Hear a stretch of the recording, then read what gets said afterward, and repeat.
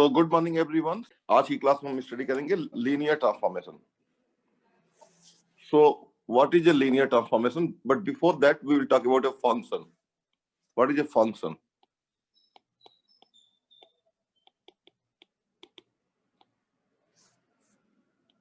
Let A and B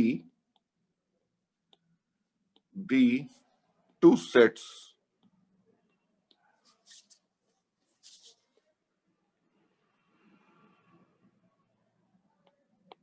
or relation F from A to B. A relation F from A to B such that each element of set A is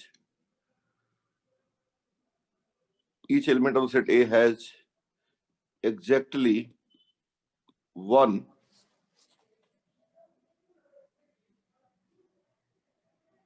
image in set B is called a function.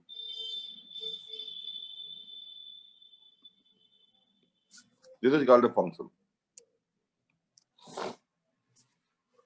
जैसे कि एक example ले लीजिए. Let F from R to R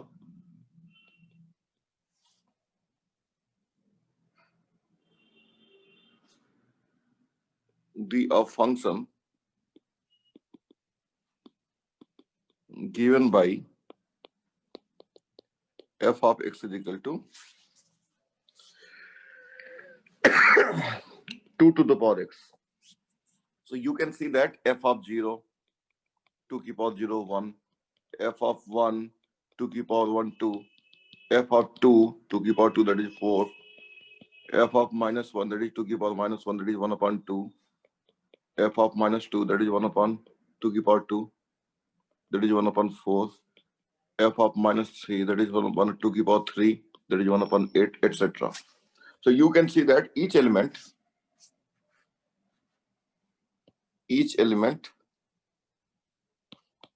of R has unique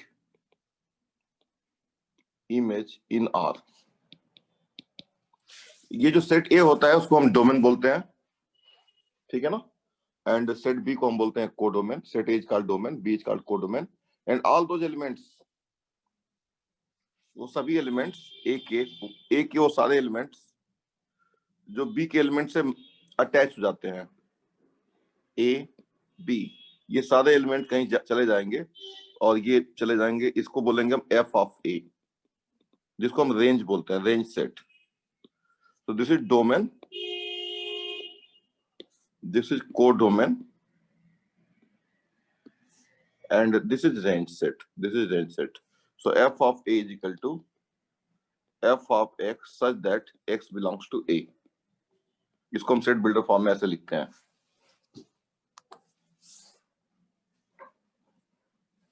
ठीक है ना? The function f from A to B is 1 1 or injective or 1 to 1 if distinct elements, the distinct elements of set A has distinct images in set B. A के अलग अलग elements का जो image होना चाहिए B में, वो अलग अलग होना चाहिए. एक ऐसा फंक्शन जिसमें ये प्रॉपर्टी हो, उसको हम फर्दर 1 1 फंक्शन बोल देते हैं. दैट इज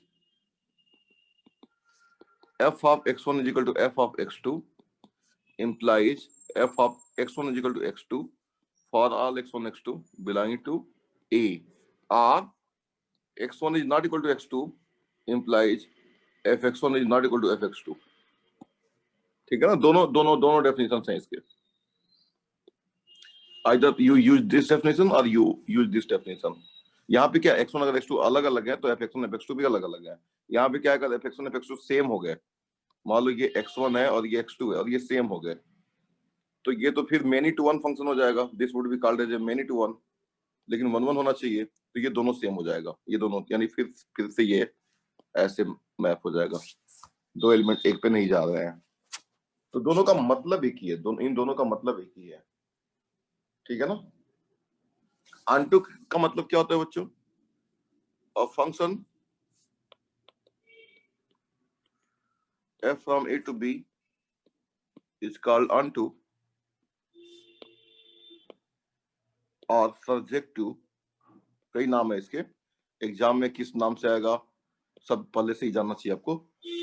onto नाम से भी आ सकता है, subject to नाम से भी आ सकता है। और subject to function is called onto or subject to if each element of codomain b has at least one pre-image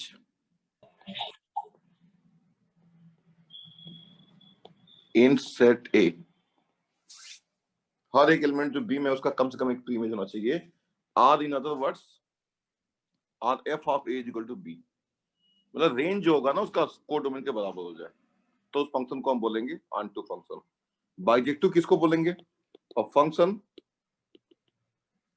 F from A to B is called bijective if f is both 1 1 and onto।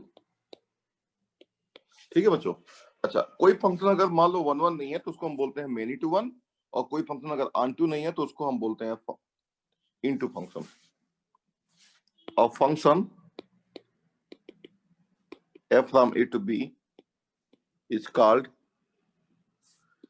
many to one if it is not one to one। A function f from a to b is called into if it is not onto। many to one का example ये है बच्चों, यहाँ पे कई सारे element है, ये एक ही पे चला जाएगा, ऐसे कुछ, ये हो गया हमारा many to one। many to one, many to one का मतलब ये नहीं कि मतलब ये जैसे यहाँ पे जा रहा है, ये यहाँ पे जा रहा है, कम से कम दो एलिमेंट ऐसे होने चाहिए या दो से ज्यादा एलिमेंट ऐसे होने चाहिए एक जो कि एक ही एलिमेंट पे चले जाए। अब ये तो देखो यहाँ पे कोई प्रॉब्लम नहीं है, लेकिन यहाँ पे प्रॉब्लम है, तो भी ये मेनी टू वन कहलाएगा। ठीक है, क्लियर हो गया?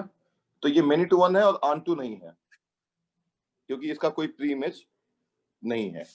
अच्छा, इसमें हम बोलते हैं इस एलिमेंट का प्री इमेज ये है और इस एलिमेंट का भी प्री इमेज ये है।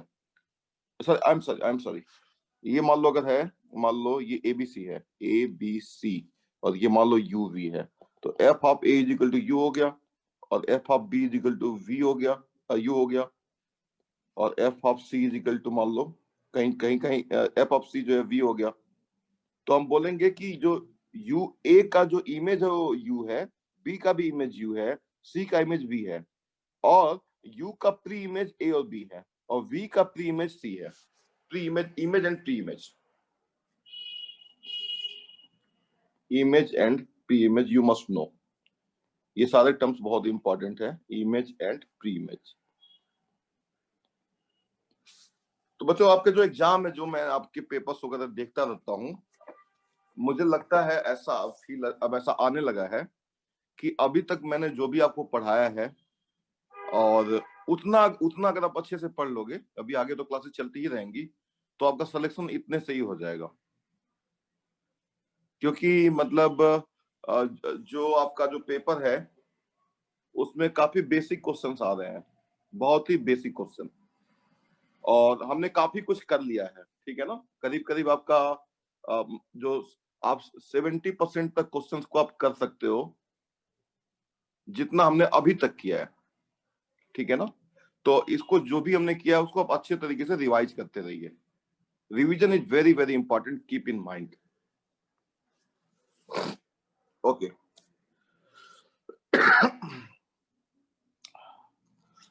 तो हम लोग बात कर रहे थे, ये हमारा हो गया फंक्शन, और उसी तरीके से इनवर्स फंक्शन वगैरह होते हैं, आप सभी को पता है. If f from a to b is bijective function, then there exists a function g from b to a such that g to b, g from b to a such that f of x is equal to y if and only if g of y is equal to x.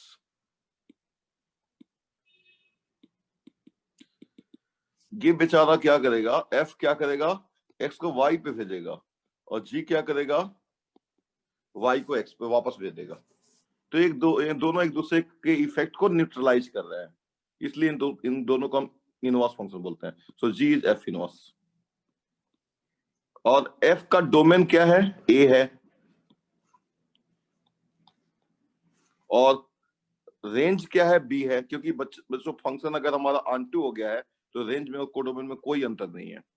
तो f का domain a है और range b है, g का domain b है और range a है. कितना अच्छा रिश्ता है देखो, ठीक है ना. तो ये हो गया हमारा इनवर्स फंक्शन बच्चों. अब जैसे कि कोई अगर आपको फंक्शन कहा जाता है कि मान लो ये दिया गया है, लेट f फ्रॉम r to r be a function given by f of x is equal to x cube plus 2, find its inverse. तो पहले तो देख लो, आप बड़ा आराम से देख सकते हो सॉल्यूशन. f ऑफ x है हमारा x क्यूब प्लस 2, तो 1 to 1 f ऑफ x1 को लेके चलो आप f ऑफ x2 के equal. This implies x1 cube plus 2 is equal to x2 cube plus 2, and this implies x1 cube is equal to x2 cube, and this implies x1 is equal to x2. So therefore f is 1 1.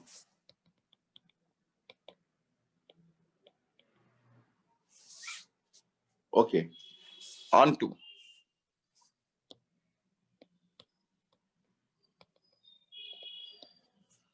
तो on to के लिए क्या करो, f of x is equal to, कई तरीके से on to हम check करते हैं. तो इसको लिख लो y is equal to x cube plus 2. This implies x is equal to y minus 2 की power 1 by 3. So here x is equal to g of y you have got, and that is equal to y minus 2 की power 1 by 3. और on to तो हो ही गया ये, क्योंकि y can be any real number. कोई भी बच्चों रियल नंबर ले लो, उसका क्यूब रूट हमेशा निकाल सकते हो, चाहे वो पॉजिटिव नंबर हो या नेगेटिव नंबर हो. So range is equal to r which is equal to codomain, और यही हमारा इनवर्स फंक्शन है g of y. So therefore f is on to.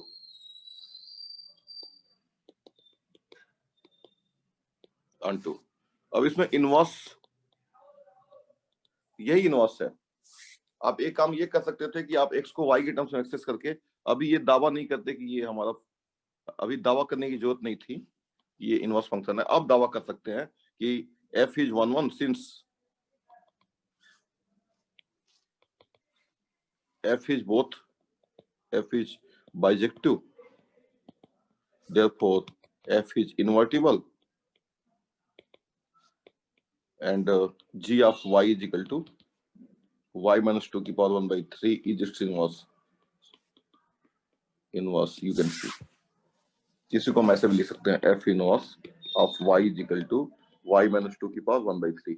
और यूजुअली हम y की जगह पे हम, ये हो गया हमारा x is equal to f inverse y.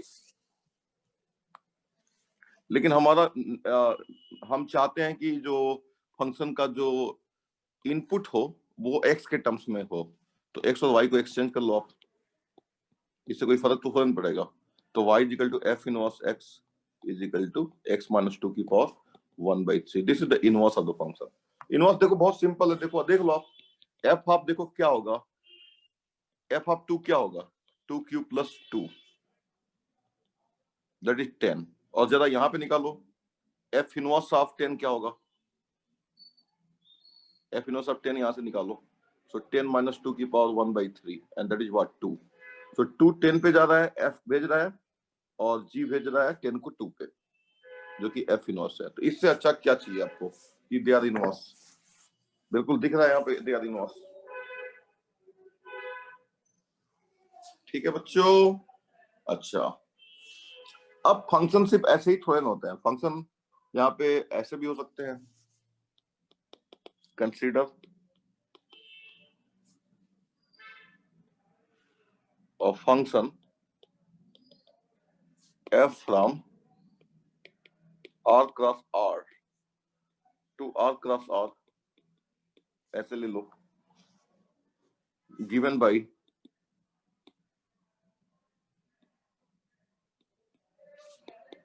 f of x comma y is equal to x plus y into x minus y. This is also a function. Consider the relation. चलो कर लिख लेता हूँ. Consider the relation.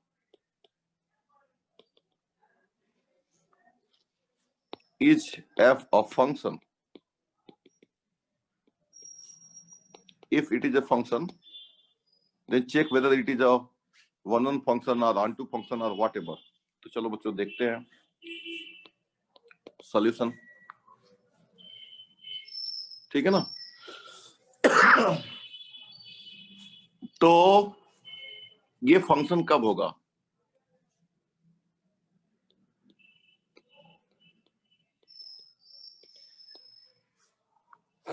फंक्शन बच्चों तब होता है जब हर एक इनपुट के लिए एक unique output, exactly one output मिले.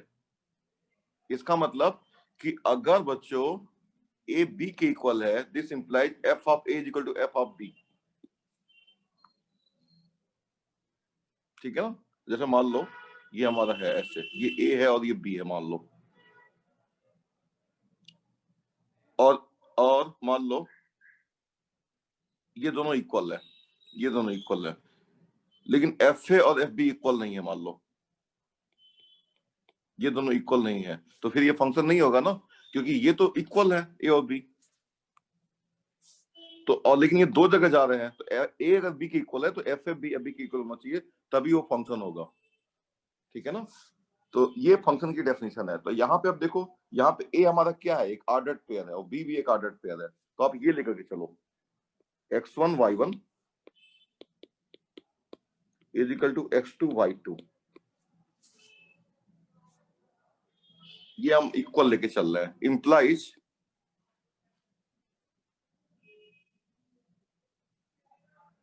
x1 is equal to x2, y1 is equal to y2. This implies हमें क्या प्रूफ करना है, हमें ये प्रूफ करना है, take we have to prove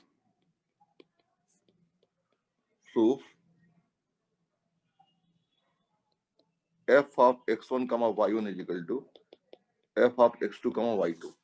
That is x1 plus, यहाँ पे क्या था, x1 plus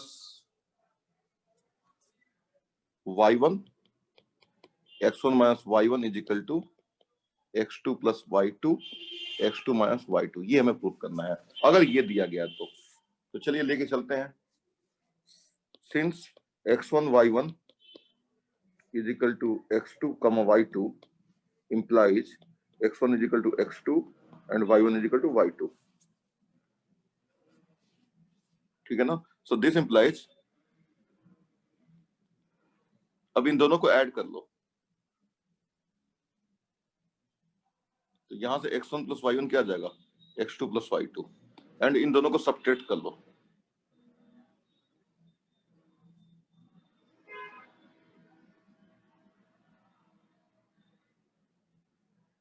x1 minus y1 is equal to x2 minus y2. So this implies x1 plus y1, इसी को ऑर्डर टेबल में लिख दो, कमा x1 minus y1 is equal to x2 plus y2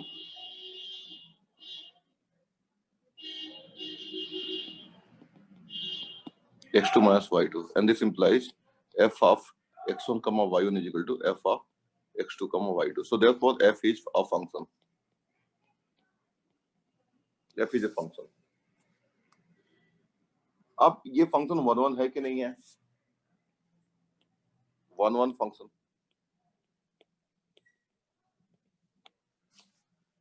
So इसके लिए क्या करना पड़ेगा? f of a is equal to f of b implies f of a is equal to f of b. ये हमको प्रूव करना है. यानी कि और a क्या है यहाँ पे? x1 y1 is equal to f of x2 comma y2. This implies x1 plus y1, x1 minus y1 is equal to x2 plus y2, x2 minus y2. This implies x1 plus y1 is equal to x2 plus y2 or x1 minus y1 is equal to x2 minus y2.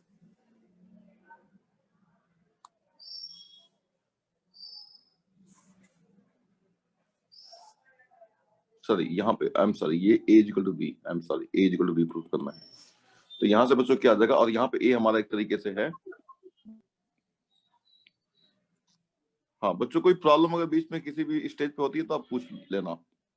और b है x2 comma y2. Sir आपने अभी पीछे क्या कराया? वो भी तो 1 1 फंक्शन ही कराया था ना? नहीं सर वो क्या कराया? दोनों में अंतर है ना. देखो a को अगर b के इक्वल लेके चलते हो आप, and this implies fa is equal to fb, तो ये होता है डेफिनेशन फंक्शन का. और अगर वो फंक्शन है और f ऑफ a अगर f ऑफ b के इक्वल है और a b के इक्वल आ गया तो वो होता है 1 1 फंक्शन.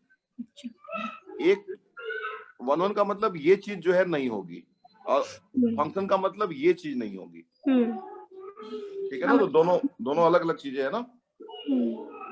तो यहाँ पे हम लेके चल रहे हैं f of a f of b के इक्वल और a को b के इक्वल प्रूव करना है. और ये यहाँ पे a है x1 y1 और b है x2 y2.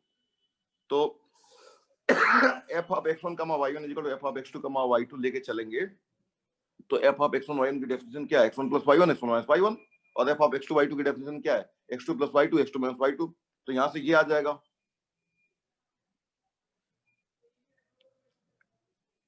अब अगर हम इन दोनों ये इसके इक्वल है, ये इसके इक्वल है, तो इन दोनों को ऐड कर लेते हैं. तो यहां से क्या आ जाएगा? दिस इंप्लाइज अगर इन दोनों को ऐड करेंगे तो 2x1 is equal to 2x2 and इन दोनों को सब्ट्रैक्ट कर लेते हैं. 2y1 is equal to 2y2. So this implies x1 is equal to x2 and y1 is equal to y2. And this implies x1 y1 is equal to x2 y2. And therefore f is 1 1. ठीक है ना? अब ऑन2 के लिए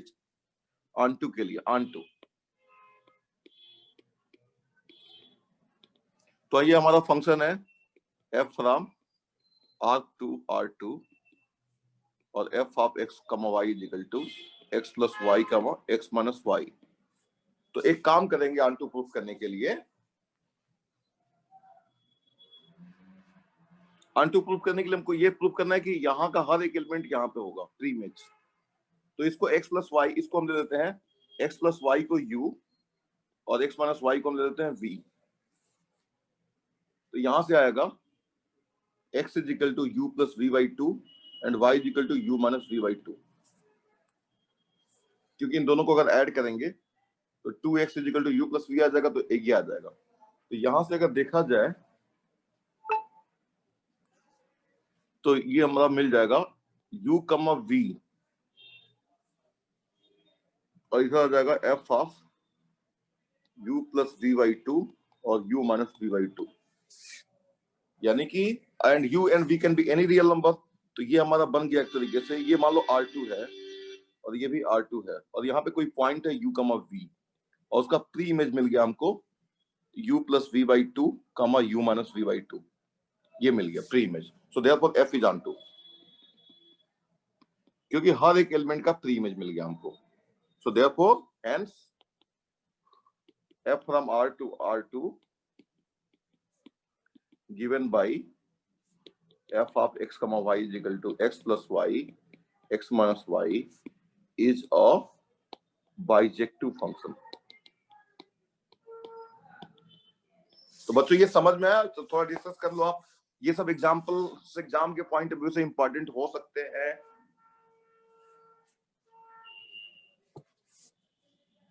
कोई दिक्कत है इसमें? कविता, आप जो आपको डाउट हो रहा था तो पूछ लो, एक बार डिस्कस कर लो अगर दूर नहीं हुआ तो।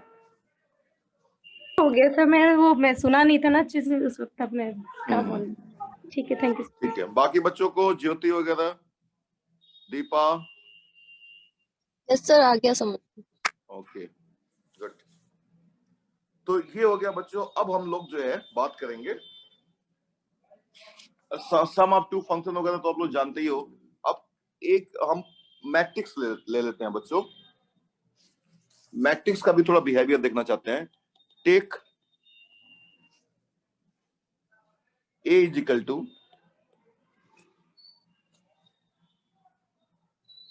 वन माइनस 4, या कोई भी मैट्रिक्स ले लो आप, 1 2 3, और मान लो यहाँ पे 2 3 4, ये एक मैट्रिक्स हमने ले लिया।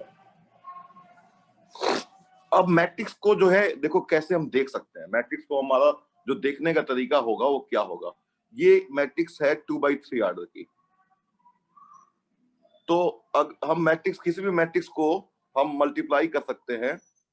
एक को अगर x में मल्टीप्लाई करते हैं तो मान लो ये 1 2 3 है और ये है 2 3 4, और इसको हमने मल्टीप्लाई कर दिया। x यहाँ पे मान लो कोई वेक्टर है x y z, तो हमको मिल जाएगा ये 2/3 की मैट्रिक्स है और ये 3/1 की मैट्रिक्स है। तो हमें मिल जाएगा एक क्या मिल जाएगा बच्चों? 2/3 2/1 की एक मैट्रिक्स मिल जाएगी। गुड। तो 2/1 की मैट्रिक्स मिलने का मतलब ये हुआ कि x plus 2y plus 3z और 2x plus 3y plus 4z, ऐसे मैट्रिक्स मिल जाएगा। ये मैट्रिक्स मिल गया। अब जरा देखो जरा बच्चों ध्यान से कि अगर मैं इसको, ये 3/1 है, x, y, z है, क्या मैं इसको एक R3 का मेंबर नहीं ले सकता हूँ, R³ का? मतलब वो तो मेरे ऊपर डिपेंड करता है ना कि मैं, देखो ये 1 2 वेक्टर है, इसको मैं मान सकता हूं कि ये R2 का मेंबर है, और 1 2 3 कोई अगर मान लो मैट्रिक्स है तो इसको मैं R3 का मेंबर मान सकता हूं। अगर ये 1 2 अगर है तो भी मैं इसको R2 का मेंबर मान सकता हूं, और 1 2 3 है तो भी इसको मैं R3 का मेंबर मान सकता हूं। ये तो हमारी अपनी चॉइस है ना, हमें कोई ऐसा करने से रोक नहीं सकता है। तो इसलिए अब a को एक फंक्शन की तरह ट्रीट करो। a is a function from R3 to R2 given by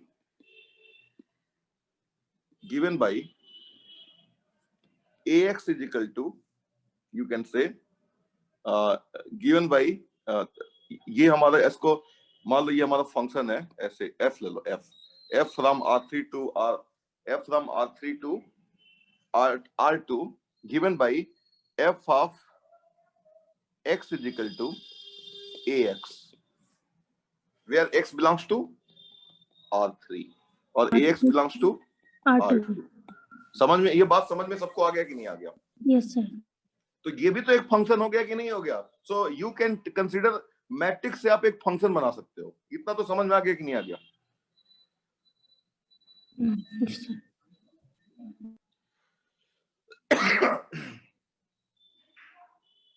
अब इसको याद करने का तरीका ये है कि ये देखो यहाँ पे जो है ये मैट्रिक्स का ऑर्डर है 2/3, तो यहाँ पे 3 आ रहा है और यहाँ पे 2 आ रहा है। ये याद करने का तरीका है। तो हर matrix every matrix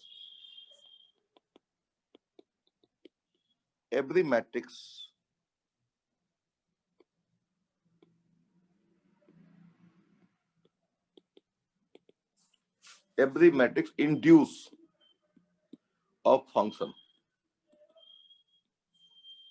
let A be a matrix of order. Let A be a. Acha, here A was a real matrix, no? What is A? A is a real matrix. real matrix. ठीक है ना? अगर आप ले लो, suppose every matrix induces a function. Let A be a real matrix of order m by n. Then it induces a function f from, कोई बताएगा कहां से कहां तक? कहां से कहां तक ये फंक्शन इंड्यूस करेगा? N to M. हाँ, very good. Rn to Rm given by f of a is equal to f of x is equal to ax. Good. And x belongs to Rn or ax belongs to Rm. This function is going to be very interesting.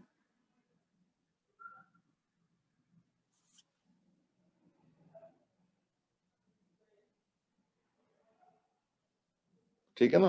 तो ये जो है बच्चों, हर एक matrix एक function बनाने के लिए प्रेरित करता है, इंड्यूस करता है. इंड्यूस का मतलब होता है प्रेरित करना. ठीक है ना? और अगर मान लो बच्चों, लेट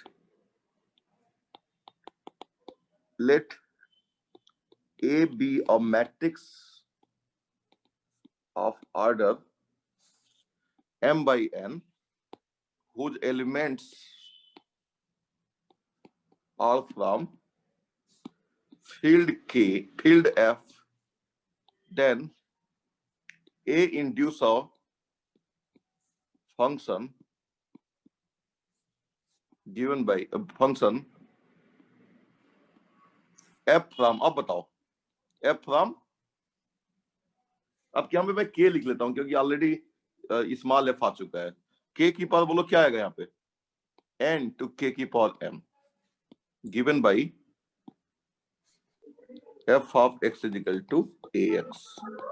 सर वहाँ पे क्या लिखा है? whose elements are from field k. पहले k की जगह पे क्या था? A. k की जगह पे r था. R. Set of real numbers था. अब उसके k की जगह, मतलब भाई मैट्रिक्स के एंट्रीज कॉम्प्लेक्स नंबर भी तो हो सकती है ना? समझ में आ रही है बात? बोलो. Yes sir. मैट्रिक्स तो उस केस में के सी बन जाएगा.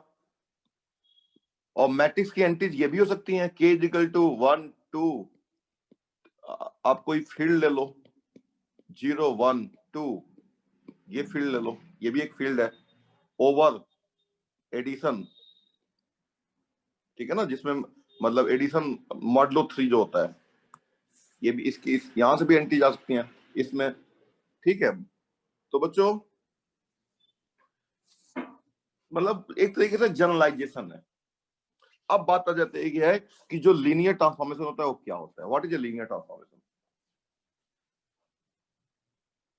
लीनियर मैपिंग और linear transformation.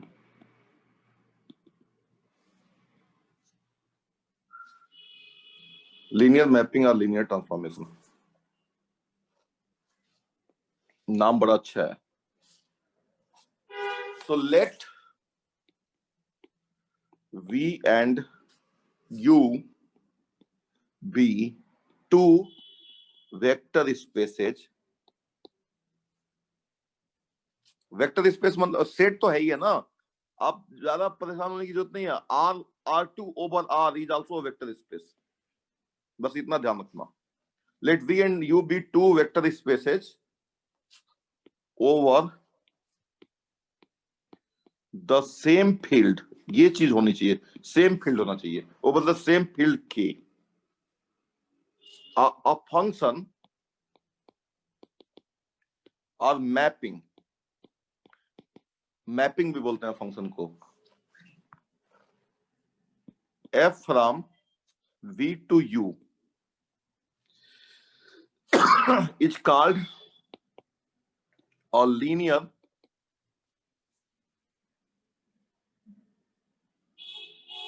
mapping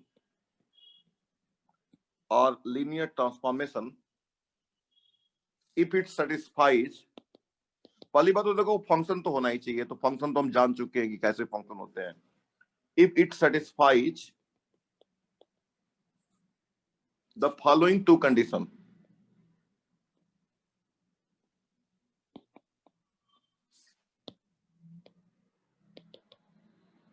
following two conditions. Number one, for any vectors, for any u comma v belonging to v, f of u plus v is equal to f of u plus f of v. Number two, for any scalar, अच्छा इसको for any vector भी बोल सकते हो, for any vectors uv,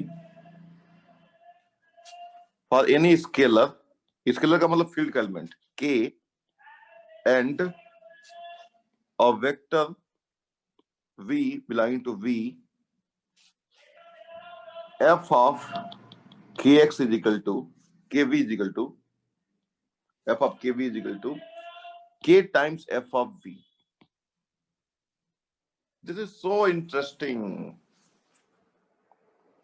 ये दोनों condition satisfy हो जाएंगी बच्चों, तो उसको हम बोलेंगे लीनियर ट्रांसफॉर्मेशन और लीनियर फंक्शन, लीनियर मैपिंग और लीनियर फंक्शन।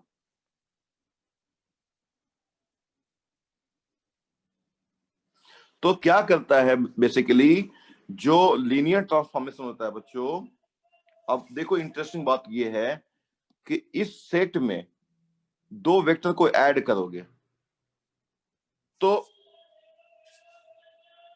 वो बराबर होगा इनके जो इमेजेस है। हाँ, इसमें दो वेक्टर ले लिया आपने u और v और दोनों को ऐड किया, ऐड करने के बाद से इनका इमेज निकाला, तो यहाँ पे इमेज रहेगा, यू कैन से f of u plus v, और यहाँ पे u का इमेज निकाला और v का इमेज निकाला, दोनों का अलग अलग पहले इमेज निकाला और फिर उन दोनों को ऐड कर लिया, तो ये इसके बराबर होगा। तो ये एडिशन को प्रिजर्व कर रहा है, एक तरीके से दिखा दे तो। सो लीनियर जो ट्रांसफॉर्मेशन होता है वो दो बेसिक ऑपरेशंस को प्रिजर्व करता है, एक तो वेक्टर एडिशन और दूसरा स्केलर मल्टीप्लिकेशन। ठीक है बच्चों, तो ये चीज आप समझ लीजिए कि this is the definition of the linear transformation. We can also combine or we can also say f of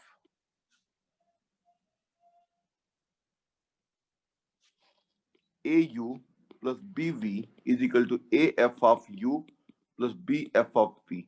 अगर ये भी अगर मतलब दोनों को कंबाइन करके आप ये भी लिख सकते हो कि अगर ऐसा हो जाता है तो इस हम ट्रांसफॉर्मेशन को हम लीनियर ट्रांसफॉर्मेशन बोलेंगे।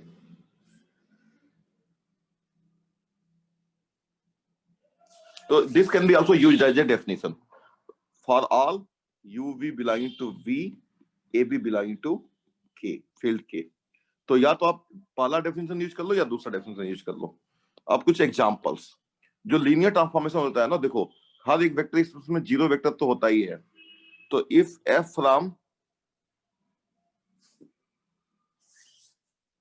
v to u is a linear transformation, then f of 0 क्या होगा बच्चों बताओ?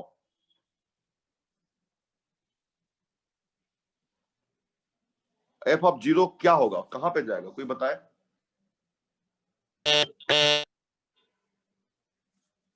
f of 0 is equal to 0. True or false? Tell me. तो सॉल्यूशन देखो, अभी हमने देखा था कि f of kv is equal to k into f of v. k को आप 0 कर दो, क्योंकि फील्ड में 0 तो एलिमेंट होता ही है, तो f of 0 into v0 is equal to 0 into f of v, and that is equal to 0. So f of 0 goes to 0. ये 0 जो है वो v का 0 है, और ये 0 जो है वो u का 0 है. दोनों के जीरोज में अंतर हो सकता है, लेकिन 0 हमेशा 0 पे ही जाता है. ये बहुत ही इंटरेस्टिंग बात है. अब कुछ एग्जांपल्स हम ले लेते हैं लीनियर ट्रांसफॉर्मेशंस के, और examples.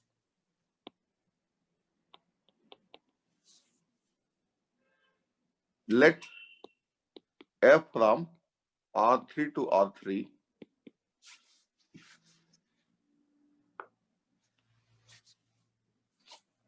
be the function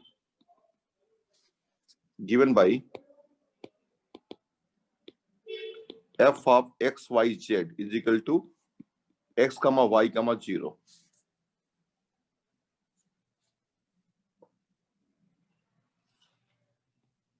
Is f a linear transformation? Is f a linear transformation? So then f is a linear transformation. True or false ज्यादा better है. Then f is a linear transformation. True or false में बताना है आपको. तो solution.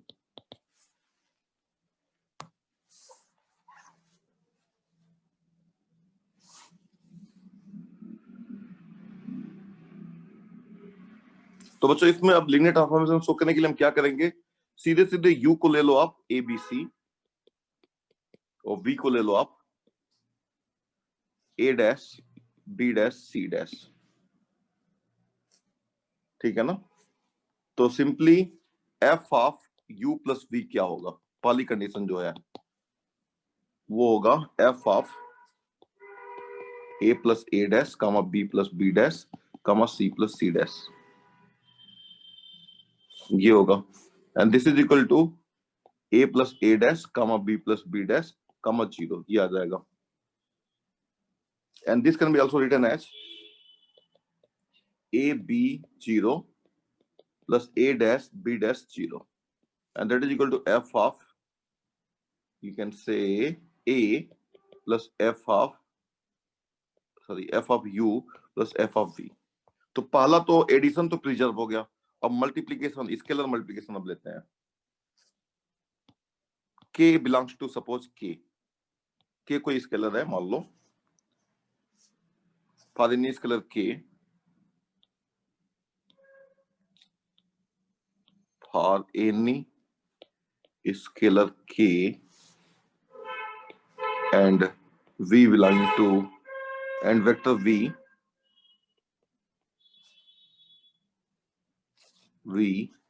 f of kv is equal to f of k, बल्कि u ले लो यहाँ पे, u हमने ऑलरेडी यूज किया हुआ है, k टाइम्स abc ऐसे, and this is equal to f of ka kb kc, और ये बन जाएगा ka कमा kb कमा 0, and this is also equal to k times a comma b comma 0, and that is k times f of u. So f of ku is equal to kf of u. So therefore scalar multiplication is also preserved. So from 1 and 2 f is a linear transformation. From 1 and 2 what we see that f is a linear transformation. और simply इतना बोलने की बजाय f is linear, इसका थोड़ा trendy name इसको बोल सकते हो, trendy. Linear, simply linear. Sir एक बार और बता दीजिए यहाँ पर से ऑफ के यू से बता दीजिए। के तो देखो कोई भी नंबर है, रियल नंबर हो सकता है वो, क्योंकि ये फील्ड, और ये एबीसी कोई है, तो के टाइम्स एबीसी क्या होता है, के तीनों में मल्टीप्लाई हो जाएगा ना। Yes sir. और फिर एफ क्या कर रहा है, एफ इसको जीरो कर दे रहा है ना बस सिंपली, और इसको वैसे ही भेज दे रहा है, तो ये आ गया। ये प्रॉपर्टी जो हमें दे रखी क्वेश्चन में उसके अकॉर्डिंग के हाँ भी जैसे हाँ, ए बी यही जीरो। तो दिया है ना, f of x Y z equal to, ठीक ठीक है। है ना, यही तो है ना, यस यही तो है यहाँ पे, ठीक है ना। और फिर के को फिर बाहर निकाल दिया हमने, समझ में आ गई बात। Yes sir yes sir. तो बच्चों अच्छा लग रहा है, सब कुछ इजी लग रहा है ना, मुश्किल तो नहीं लग रहा है। Okay sorry. अब जो है एक और एग्जांपल, लेट g फ्रॉम R2 to R2 be of function और मैपिंग। इस चैप्टर में चलो मैपिंग यूज करना ज्यादा अच्छा लग रहा है, क्योंकि लीनियर आ रहा है, linear mapping is a b a mapping defined by g of x, y is equal to x plus 1, y plus 2,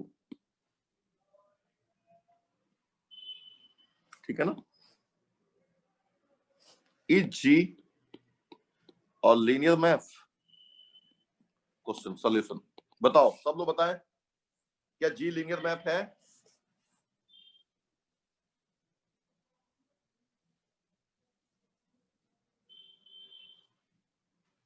तो बच्चों यहाँ पे ऐसे लेना पड़ेगा ना, u equals to a b ऐसे करके हाँ, लेंगे। लेकिन एक कॉन्सेप्ट और आप यूज कर सकते हो, जी आप 0, 0 क्या होगा, 1, 2, x का हाँ 1, 2 sorry. Which is not equal to 0, 0, hmm. ठीक है ना। यहाँ पे v क्या है, R2 है, और u क्या है, R2 है। इसका जीरो क्या होगा, जीरो इसका है 0, 0, और इसका भी जीरो क्या है, 0, 0, तो 0, 0 पे जाना चाहिए कि नहीं जाना चाहिए। Yes sir. So therefore G is not linear,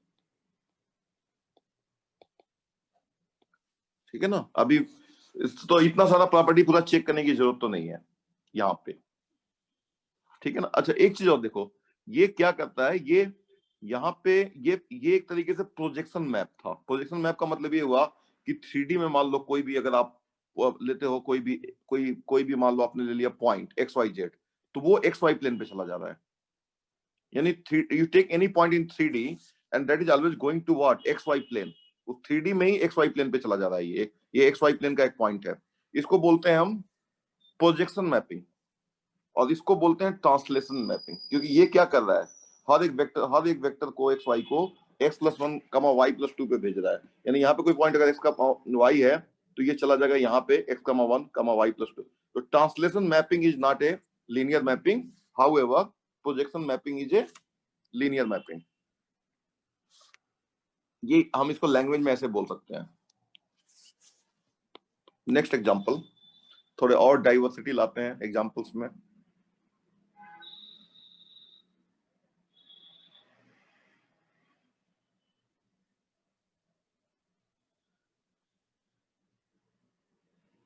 Let f from v to u be of mapping given by f of u is equal to 0 for all u belonging to v, या v लिख लो कोई दिक्कत नहीं, v 0 for all v belonging to v is f a linear। Question ये है, solution क्या। तो बच्चों सोचो जरा कि ये लीनियर है कि नहीं है। तो number 1, f of u plus v लेकर के चलो, क्या आएगा, f of u plus v आएगा 0, क्योंकि ये सबको 0 पे भेज रहा है, and this is also equal to f of u plus f of v।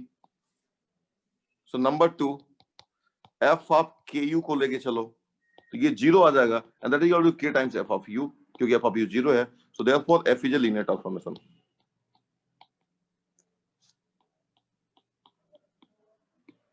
So zero mapping is a linear transformation. इसको जीरो फंक्शन भी बोल सकते हैं, जीरो मैपिंग भी बोल सकते हैं। Next example,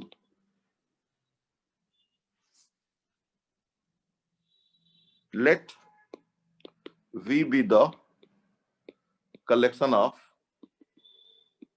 all polynomials. Let V be the collection of all polynomials over the field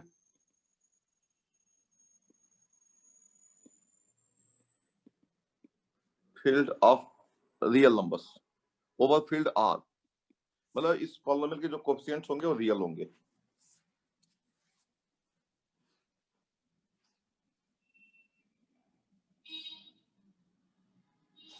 consider और मैपिंग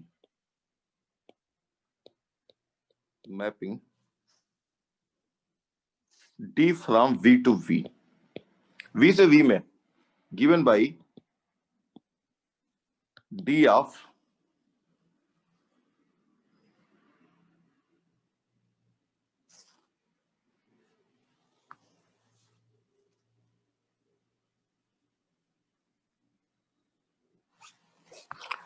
where given by, अब जैसे कि मान लो यहाँ पे D ऑफ कोई फंक्शन ले लो, f ऑफ x ले लो, तो ये बना दे रहा है उसको f डैश x, मतलब ये डिफरेंशिएट कर दे रहा है उसको। जैसे मान लो अगर कोई पॉलिनोमियल मैंने लिया d of x square minus x plus 1, तो ये क्या करेगा 2x माइनस 1 उसको बना देगा। ये डेरिवेटिव है, d is a derivative mapping, d is derivative.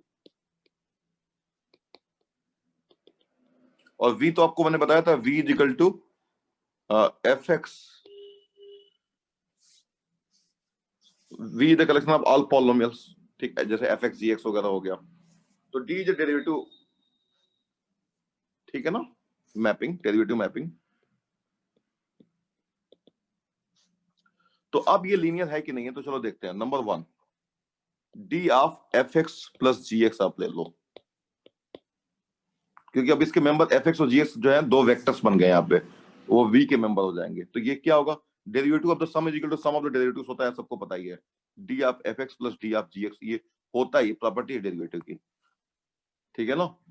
Number 2, d of k fx ले लो, तो derivative of k into any fx is nothing but k बाहर आ जाएगा d fx, तो from 1 and 2, so hence d is linear map, d is linear, so derivative function is a linear map।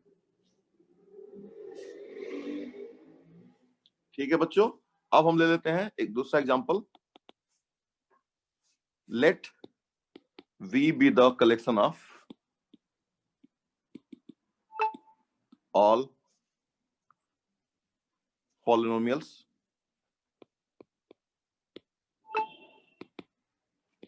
over real field R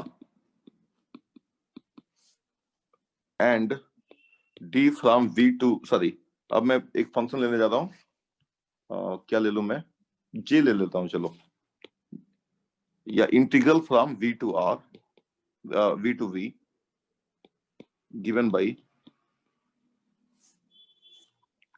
या इसको बोल दो आप, इसको बोल दो,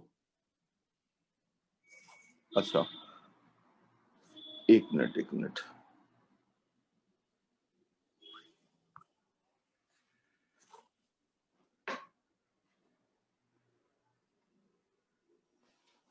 हाँ इंटीग्रल ले लो, कोई बात नहीं, इंटीग्रल ले लिया आपने,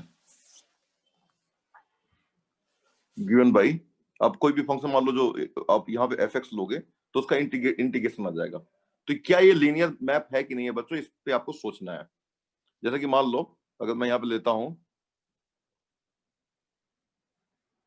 यहाँ पे f, तो f of fx is equal to integral fx dx, ठीक है ना, ये हमारा आ गया। तो बच्चों अब जैसे मान लो, अब ये लीनियर मैप है कि नहीं, this so f is not linear, why, problem इसमें ये आ जाएगी बच्चों, in fact f is not a function, f is not a function, is not a mapping. Why? Because देखो, अगर मान लो हमने ले लिया यहाँ पे कोई x फंक्शन ले लिया, तो fx क्या आएगा? Integral of x dx, and that is x square by 2 plus 1 you can say, and fx can be also x dx x square by 2 plus 2 also, क्योंकि इन दोनों का डेरिवेटिव तो यही है ना, तो यूनिक नहीं बन रहा है यहाँ पे, तो ये फंक्शन ही नहीं है बच्चों। समझ में आ रही बात ना? This is not a mapping. Linear तो दूर की चीज हो गई। अब नेक्स्ट एग्जांपल लेते हैं। Let V be the collection of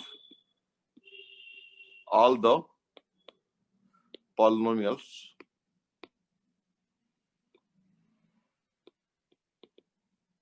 over the field R given by let J from V to R be a mapping। तो बच्चों देखो, V is a vector space over R and R is also a vector space over R, so there is no issue। एक vector space से दूसरे vector space पे हम जा रहे हैं। Let J from V to R be a mapping given by J of fx is equal to integral 0 to 1 fx dx। Then J is a linear transformation in fact। अब देखो, definite integration होने की वजह से ये unique हो जाएगा। यहाँ पे इंडेफिनिट इंटीग्रेशन था, तो एक ही फंक्शन के कई सारे इंटीग्रल होते हैं, constant of integration different different हो सकता है, तो ये मैपिंग ही नहीं बन रहा है। एक एलिमेंट के दो इमेज जा रहे हैं, तो ये फंक्शन ही नहीं है। लेकिन यहाँ पे तो ये फंक्शन तो कम से कम हो ही गया, क्योंकि हर एक फंक्शन का एक डेफिनिट इंटीग्रेशन जो होता है एक यूनिक वैल्यू होगी। अब ले लो, जैसे मान लो आपने ले लिया J, आपने ले लिया x, तो ये आ जाएगा 0 to 1 x dx and that is 1/2।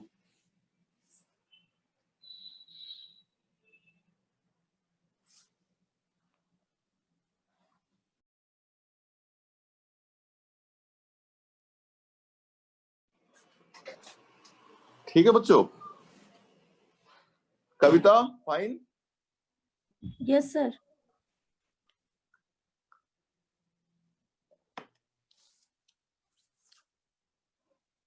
तो ये बच्चों एक देखो, अब ये डेफिनिट जो है इमेज जिसका बन रहा है हर एक एलिमेंट का। J ऑफ x स्क्वायर क्या होगा बच्चों? x की 1/3। J of x square minus x plus 1 क्या होगा बच्चों? 0 to 1 x square minus x plus 1 dx। और भी वैल्यू निकाल लोगे ना? ओके, सो J लीनियर ट्रांसफॉर्मेशन है कि नहीं है? चलो ये देखते हैं। तो लीनियर ट्रांसफॉर्मेशन तब होगा जब J ऑफ, मान लो हमने u प्लस v लिया, fx प्लस gx लिया, मान लो fx प्लस gx ले लिया हमने, नंबर 1, तो ये बन जाएगा 0 to 1 fx plus gx dx। और इंटीग्रल की एक बहुत ही इंटरेस्टिंग प्रॉपर्टी होती है, ये अलग अलग हो जाता है, ये इंटीग्रल की प्रॉपर्टी है। और यहां से आ गया J of fx plus J of gx।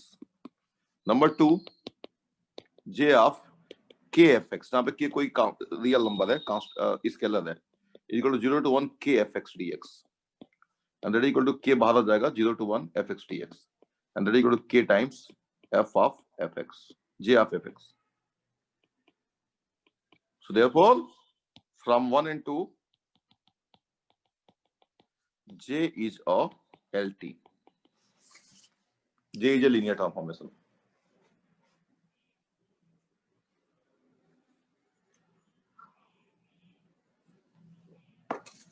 Sir इससे ऑब्जेक्टिव क्वेश्चन कैसे करके बनेगा? एग्जांपल्स दे दिए जाएंगे, which are the following is a linear transformation. ठीक है ना? नेक्स्ट एग्जांपल,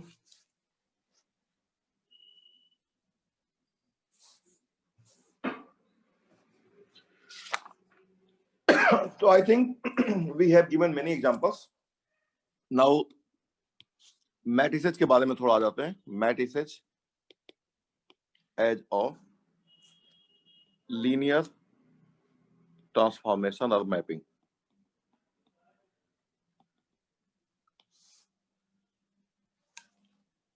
तो बच्चों, let A be a matrix of order m by n over the field K. Then the mapping given by f from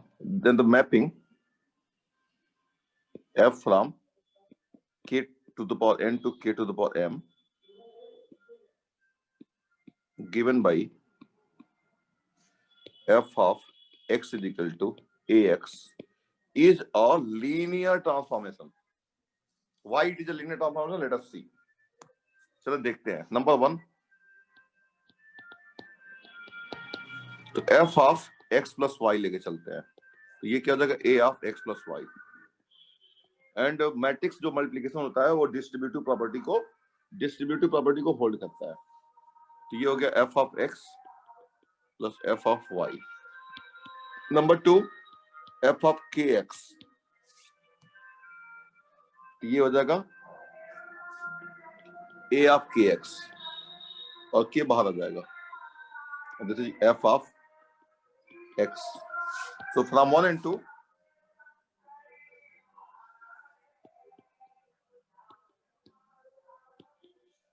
we see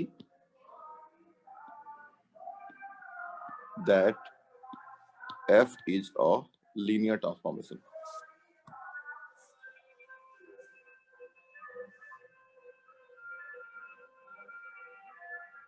तो बच्चों, vector isomorphism क्या होता है?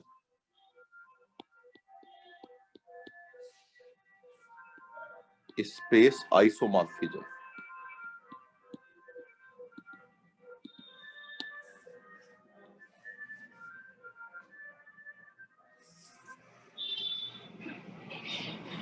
तो बच्चों, आइसोमॉर्फिज्म का मतलब क्या होता है? आइसोमॉर्फिज्म का मतलब होता है बिल्कुल आइडेंटिकल होना। ठीक है ना बच्चों? जैसे जो 1 1 और ऑन 2 दोनों होगा। हाँ, वेरी गुड। तो बच्चों, मतलब अगर मान लो 2 वेक्टर स्पेसेस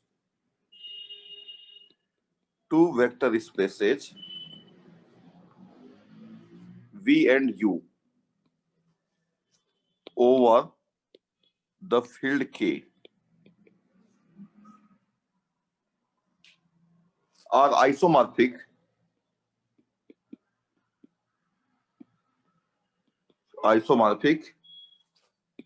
isomorphic को लिखते हैं रिटन V और ऐसे करके और ऐसे U बना देते हैं। If there exists, मतलब इन दोनों के बीच में एक मैप मिल जाए, if there exists a bijective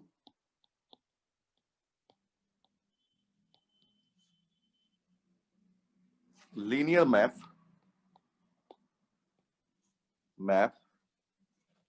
f from V to U. The mapping f is called the mapping f is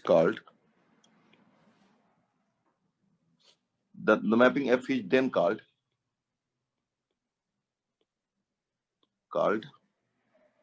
an isomorphism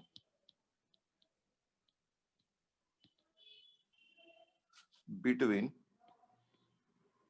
V and U.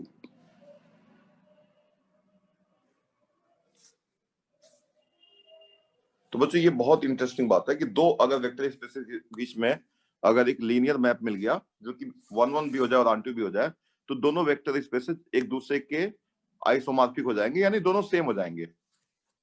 जैसे कि मान लो मैं बोलता हूं 1 2 3 और 1 2 3 ऐसे बोलता हूं, तो ये दोनों आइसोमॉर्फिक हैं। ठीक है ना, बिल्कुल सेम है, बस लैंग्वेज का फर्क है। मतलब सर एलिमेंट्स मतलब इक्वल सेम होना चाहिए। मतलब दोनों को आप जैसे कि मतलब दोनों का बिहेवियर बिल्कुल सेम हो जाएगा। जितने उसमें है उतने उसमें भी होने चाहिए उतने एलिमेंट्स। हाँ, मैं आपको इसको एक मतलब जो है जैसे कि मान लो अ, जो दोनों वेक्टर स्पेसेस का जो बिहेवियर है ना वो बिल्कुल सेम हो जाएगा। दोनों का जो डायमेंशन हो जाएगा वो तो सेम हो ही जाएगा, सब कुछ सेम हो जाएगा। ठीक। दोनों को इंटरचेंजेबली आप यूज कर सकते हो। अच्छा, ठीक। जैसे मैं आपको अगर बताऊं कि जैसे मान लो अगर मैं लेता हूं, मान लो कोई दो ग्रुप लेता हूं, जी और जी डैश, और ये दोनों ग्रुप अगर आइसोमॉर्फिक हो जाते हैं तो इसमें जो नंबर ऑफ ऑब्जेक्ट्स हैं, इसमें नंबर ऑफ ऑब्जेक्ट्स हैं, वो तो सेम हो ही जाते हैं। इसमें जो एलिमेंट्स हैं उन सभी का आर्डर और इनमें जो एलिमेंट्स है जो सभी का आर्डर, ठीक है ना, करस्पॉन्डिंग आर्डर सेम हो जाता है। समझ आ रही बात ना?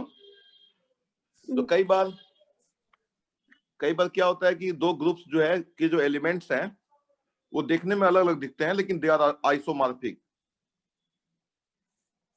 तो आइसोमॉर्फिज्म से क्या होता है कि मान लो इसमें कोई एक एलिमेंट है ए जिसका आर्डर जो है वो 3 है जी में, तो जी डैश में भी एक एलिमेंट ऐसा मिल जाएगा यू जिसका आर्डर 3 होगा। सब कुछ सेम हो जाता है बिल्कुल। अब कोई भी दो मतलब जो है एक तरीके से देखा जाए कि मतलब दो चीजें हैं, जैसे कि मान लो दो चीजें हैं लेकिन बिल्कुल उसमें वन वन करस्पॉन्डेंस हो गया, एक एक करस्पॉन्डेंस, मतलब यहाँ पे एक एलिमेंट है और यहाँ पे एक एलिमेंट मिल गया। अब इसका नेचर बिल्कुल सेम है, यहाँ पे है और यहाँ पे है, इसका सेम हो गया, तो इसकी जगह पे आप ये रिप्लेस कर सकते हो बिल्कुल, ये मतलब है। ठीक है बच्चों, तो आइसोमॉर्फिज्म का मतलब तो समझ में आएगी आप लोगों को। अब बच्चों आता है, अगर आप लोगों को सब कुछ यहां तक समझ में आ गया है, कुछ डाउट्स वगैरह और भी पूछना है तो आप पूछ सकते हो।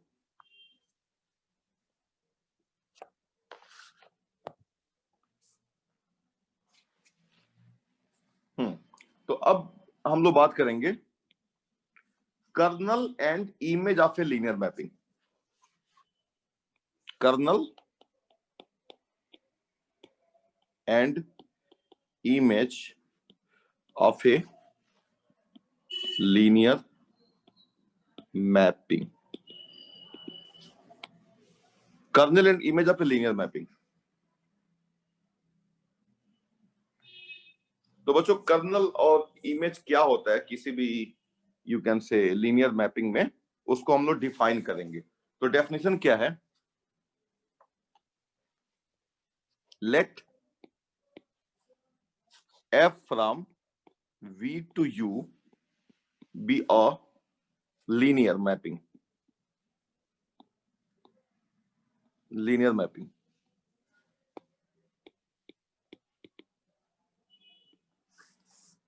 The kernel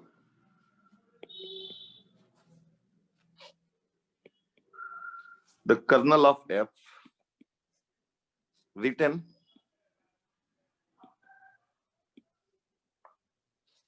kernel f is the set of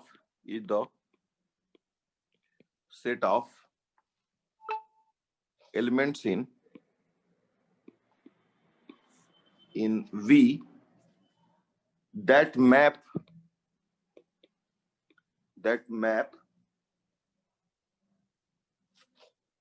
into the zero vector 0 in U. That is kernel of f KERF is equal to V belonging to V such that f of V is equal to 0। यानी उन सभी vectors का collection बच्चों, यहां के उन सभी vectors का कलेक्शन जो कि 0 पे मैप हो रहे हैं।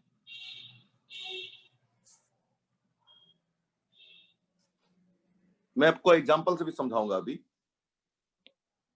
The image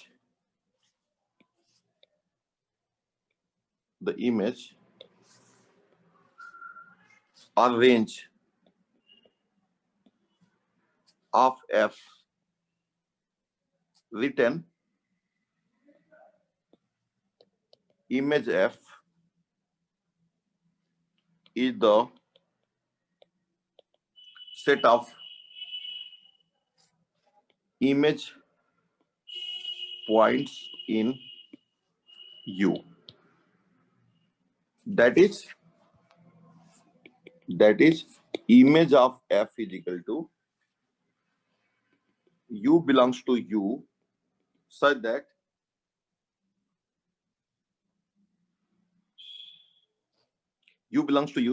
there exists V belonging to V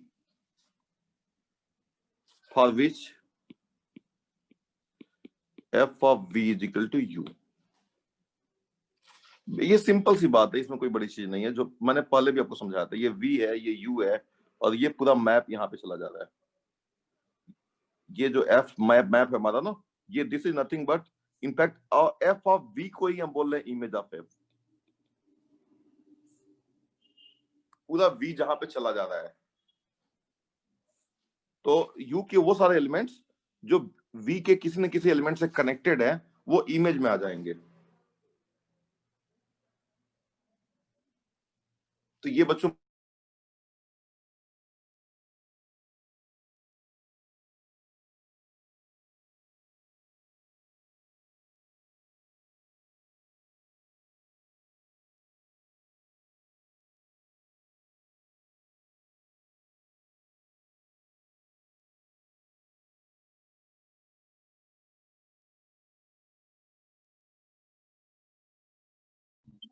sir आवाज नहीं आ रही है।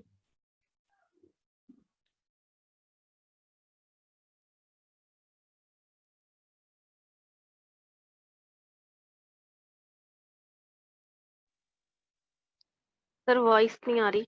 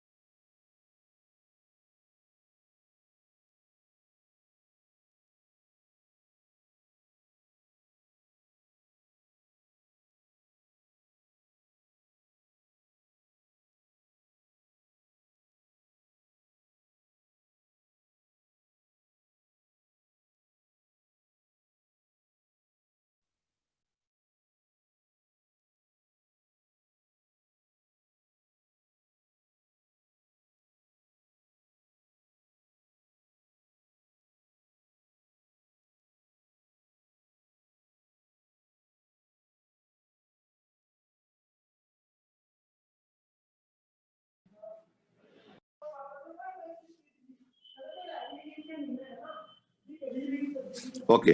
तो बच्चों, हाँ, हम लोग बात कर रहे थे consider a function from R2 to R2 given by f of xy is equal to,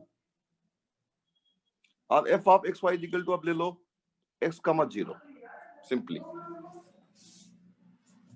तो ये लीनियर मैप तो है, हमने देखा था। Then f is a linear transformation, linear map. We find kernel of f and image of f। तो बच्चों solution, तो ये लीनियर मैप तो बच्चों है, आप चेक कर सकते हो बड़े आराम से। देखो, number 1 f of u plus v ले लो, तो f ऑफ मान लो x1 y1 plus x2 y2 मान लो आ गया ऐसे। तो ये हो जाएगा f of x1 plus x2 y1 plus y2 ऐसे आ जाएगा। And this is x1 plus x2 comma 0, and this is equal to x1 comma 0 plus x2 comma 0, and that is nothing but f of u plus f of v. Number 2 f of ku ले लो, तो f of ku क्या हो गया, f of k into x1 comma y1, and this is equal to f of kx1 comma ky1, and this is equal to kx1 comma 0, and that is equal to kx1 comma 0, and that is equal to kfx fu. So from 1 and 2 this is a linear transformation. 1 and 2 implies F is LT, linear transformation or linear map. Now to find kernel of F. तो colonel of F बच्चों क्या होगा? Colonel of F जो है उन सभी elements का collection होता है इस सेट के, ये जो हमारा पहला सेट है उन सभी एलिमेंट्स का कलेक्शन होगा।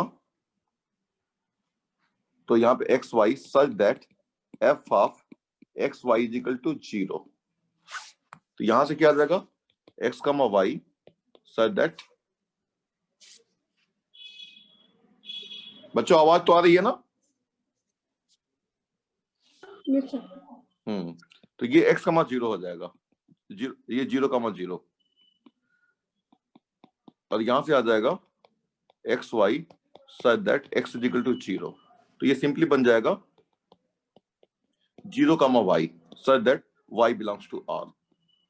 और ये सिंपली बच्चों हो जाएगा, यू कैन से, अगर मान लो ये हमारा है वी और ये दूसरा है, ये मान लो आर क्लास आर है, ये वी है और ये यू है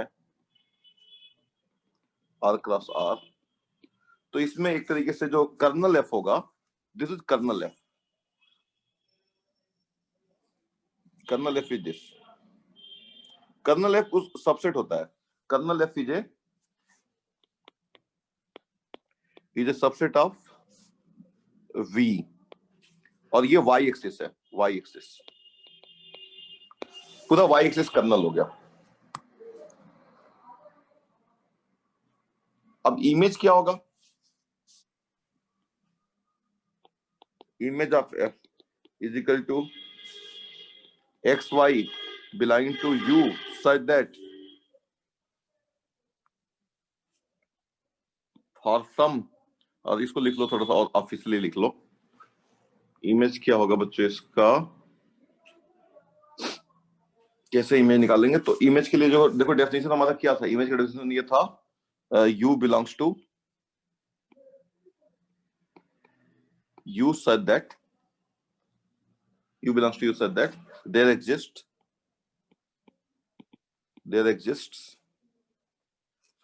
v belongs to v such that for which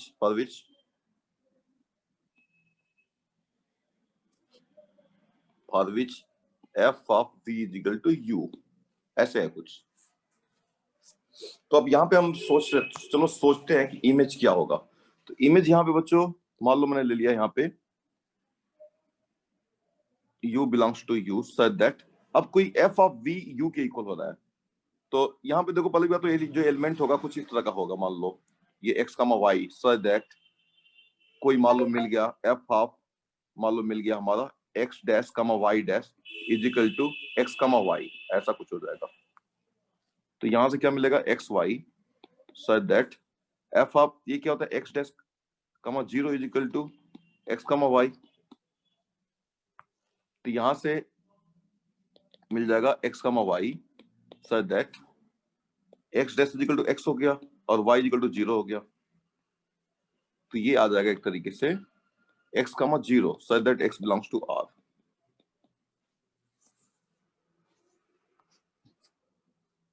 तो ये इमेज हमारा क्या हो गया एक तरीके से बच्चों? एक्स एक्सिस हो गया।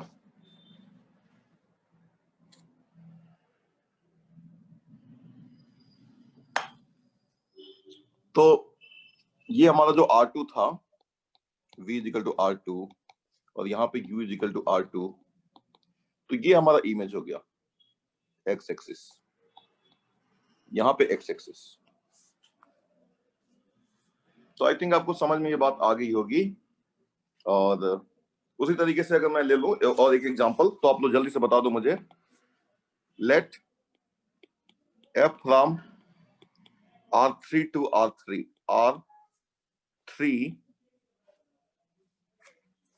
be given by f of x y z is equal to x comma y कमा 0। तो बच्चों आप मुझे जल्दी से बता दो कि कर्नल ऑफ f क्या होगा, जल्दी से डायरेक्ट बताओ।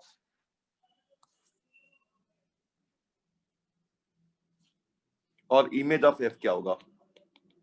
आप x y z के टर्म्स में बताओ।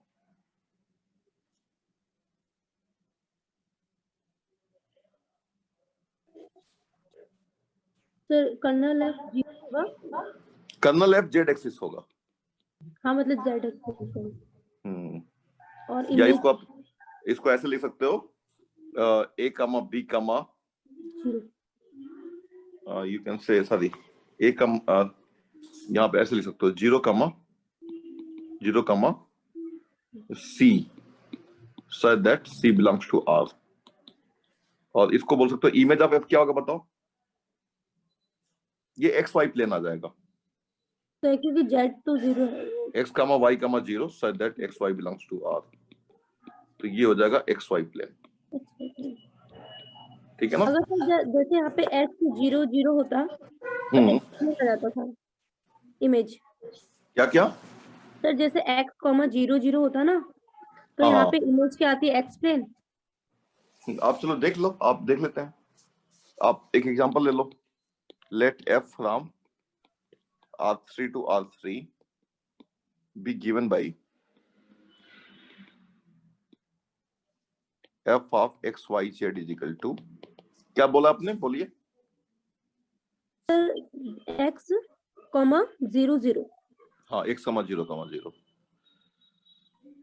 ठीक है ना? तो ये लीनियर मैप तो है, is a linear transformation.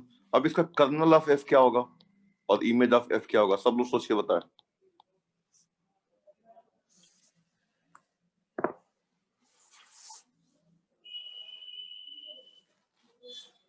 Colonel of f की डेफिनेशन लगा दो ना आप।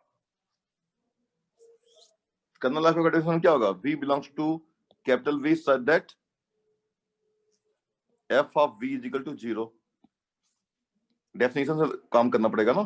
तो यहां पे क्या हो जाएगा?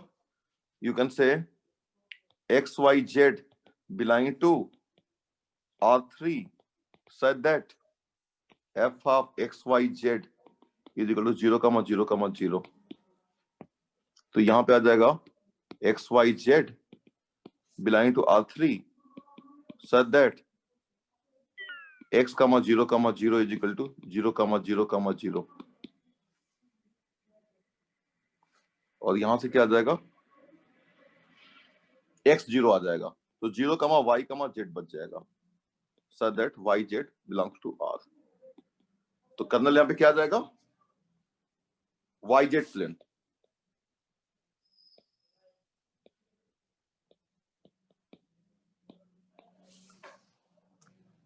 समझ में आ रही है बात?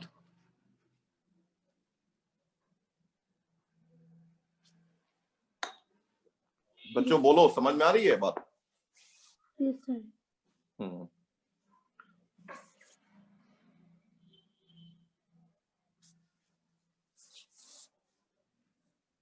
सो वाईजेड प्लेन जो होगा ना, जैसे वाईजेड प्लेन का कोई, वाईजेड प्लेन में कोई भी एलिमेंट ले लो आप, जैसे 0, 1, आपने 2 ले लिया, तो एफ ऑफ 0, 1, 2 क्या होगा?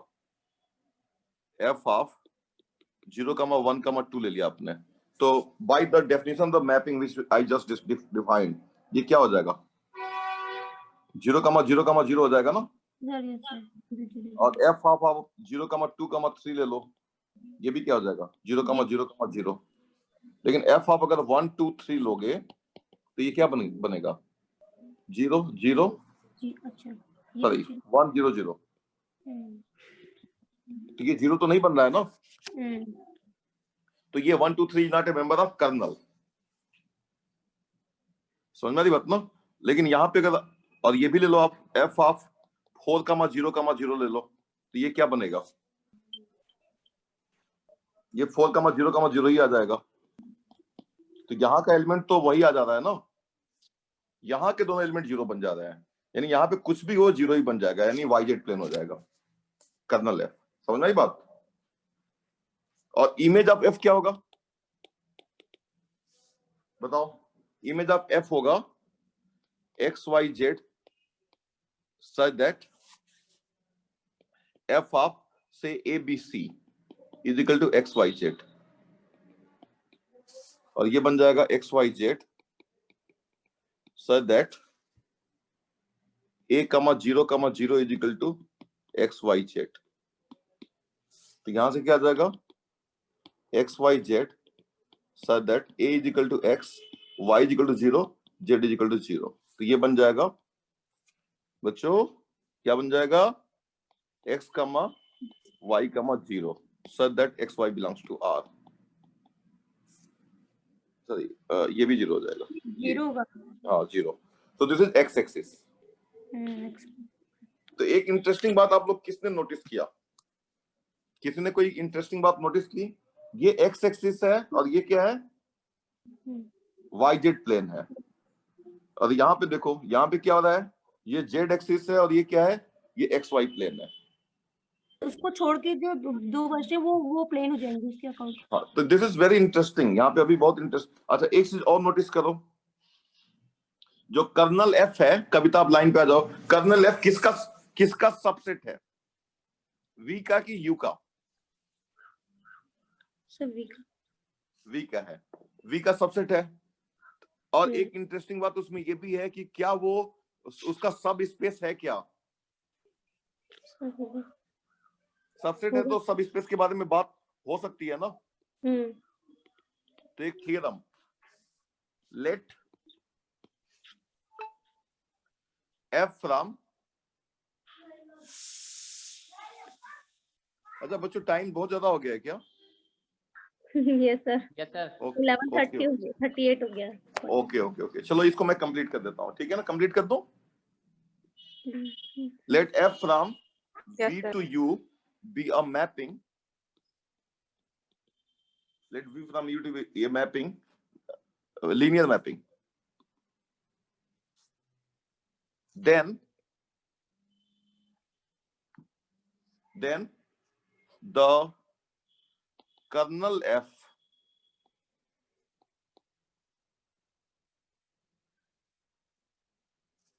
is a subspace of V and image F is a subspace of V. This is very very interesting result. और बच्चों इसको अच्छे से आप लोग पढ़ करके आना, और फिर मैं आपको बताऊंगा एक इसके बाद से एक रैंक नलिटी थ्योरम आ जाता है। रैंक नलिटी थ्योरम बच्चों ये आता है कि बच्चों इस यहाँ पे इमेज का डायमेंशन बच्चों कितना है? 1 है ना, x एक्सिस है। और यहाँ पे कर्नल F का डायमेंशन कितना है? 2 है। और दोनों का सम कितना है? 3 है ना।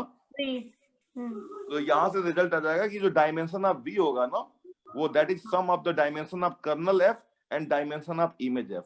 डायमेंशन ऑफ कर्नल F को बोलते हैं हम नलिटी, और डायमेंशन ऑफ इमेज F को बोलते हैं हम रैंक, और इस थ्योरम को बोलते हैं रैंक नलिटी थ्योरम। ठीक है बच्चों, तो हम लोग कल की क्लास में और ज्यादा इसके बारे में स्टडी करेंगे। Thank you so much for joining the class.